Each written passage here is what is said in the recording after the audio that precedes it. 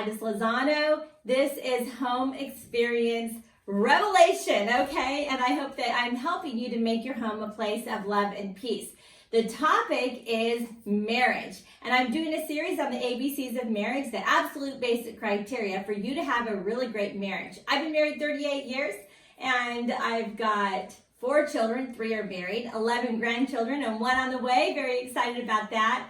And so I'm just going through the alphabet, and this is part 2. Part 2 begins with the letter E. E for emotional intelligence. To have emotional intelligence, we must be willing to get feedback from our spouse. You know, I'm not a really great wife unless my husband thinks I'm a really great wife. So I've got to listen to his feedback. And if he tells me something that might feel like a little bit of criticism to me, I really need to stop and think, you know, this is my opportunity for growth. Instead of getting defensive, I need to say, okay, I'm going to grow. I'm going to listen to him, apply that to my life, and get better. Because I want him to say, I love my wife. She is the best helper. She is the best encouragement. She is the best wife any man's ever had. You know, that's really what I want him to say. I want him to just be so in love with me. I want to be the kind of person that I would want to be married to. And in order to do that, we must have a good emotional intelligence. Step 1 is self-awareness. So we've got to be willing to get that feedback to have good self-awareness. We have to be honest with ourselves and where we can improve. Next is self-management. When there's a problem area in our life, in our personality, and things that maybe we need to improve on, we must take the personal responsibility and the emotional maturity to get better.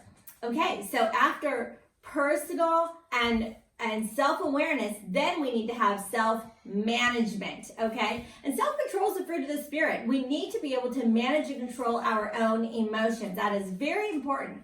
Our feelings can be all over the place, but if we are not able to manage them, it's going to be damaging to our relationship.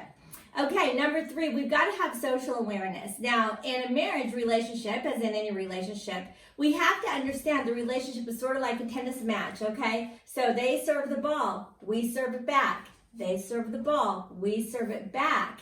If they're not serving it back, we don't even need to say, what's wrong? What's happening? What's going on? You know, social awareness says, well, it seems to me like they need a little more time.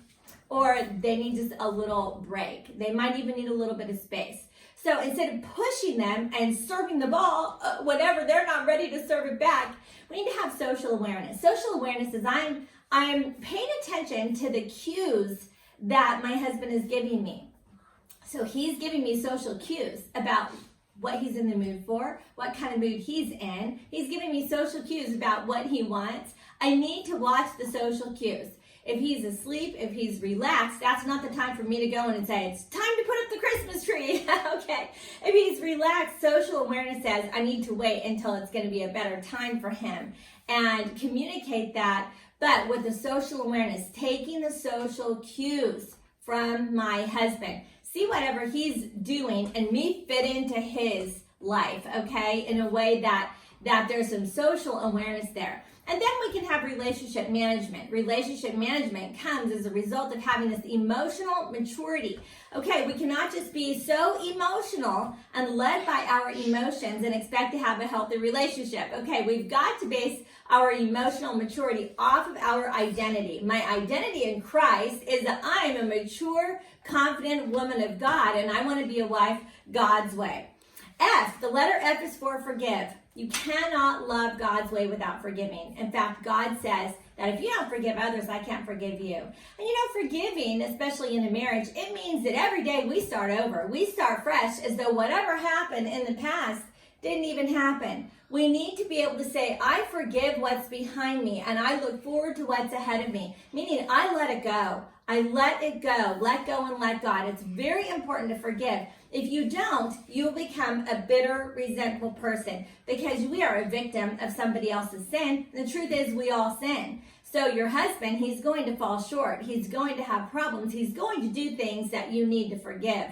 You know what? You're going to do things that he needs to forgive too. So let's be very forgiving. That is love. Love forgives. G is for great. You know, good is the thief of great.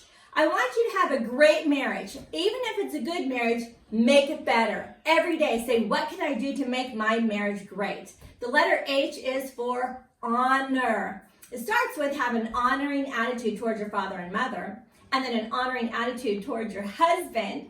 And if you dishonor your parents, I've noticed you're going to probably dishonor your husband too. It just works that way. See, this is part of the 10 Commandments, to honor your father and mother. So if there's anything in your heart that is bitter towards your parents or your in-laws, you need to fix that so you can be honoring towards your husband. See, honor is about you. You are a woman who honors, okay? You honor, you are honoring, which means that you lift somebody else up. Okay, thank you for joining me today for part 2 of the ABCs of marriage. God bless you today. Catch me next week on Life Network for Women. Hugs and high five.